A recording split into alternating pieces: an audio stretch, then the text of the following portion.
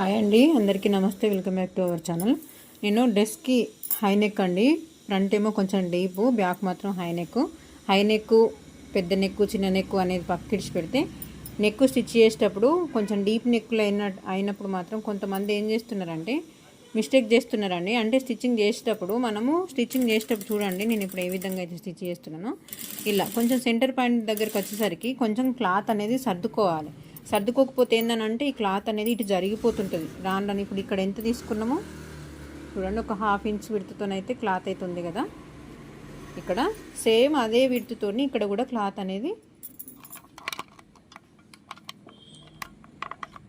ఈ క్లాత్ అనేది ఇక్కడ కూడా సేమ్ అంతే ½ ఇంచ్తోనైతే ఉండాలి కదా.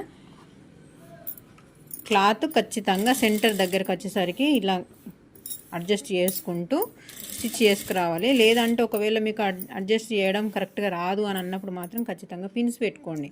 ఎక్కడికక్కడ మీరు కొత్తగా నేర్చుకున్నట్టయితే పిన్స్ పెట్టుకున్నారనుకోండి, క్లాత్ అనేది ఎక్కడ కూడా జరగకుండా ఉంటుంది, మనకు పర్ఫెక్ట్గా వస్తుంది.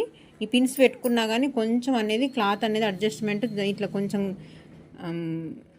సర్దుకుంటూ రావాలండి. లేదనంటే మాత్రం మనం ఇష్టం వచ్చినట్టు కుడితే మాత్రం అది దానికి ఇచ్చినట్టు అది వెళ్తూనే ఉంటుంది కదా క్లాత్.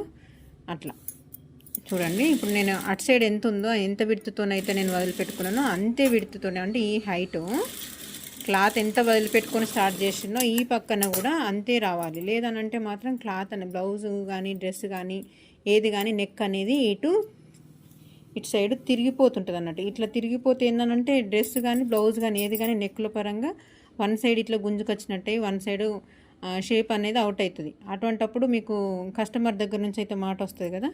ఈ చిన్న టిప్పు తెలుసుకుంటానే వీడియో షేర్ చేస్తున్నాను. నచ్చితే లైక్ చేయండి. మరిన్ని వీడియోస్ కోసం మన ఛానల్ని సబ్స్క్రైబ్ చేసుకోండి. థ్యాంక్ యూ అండి.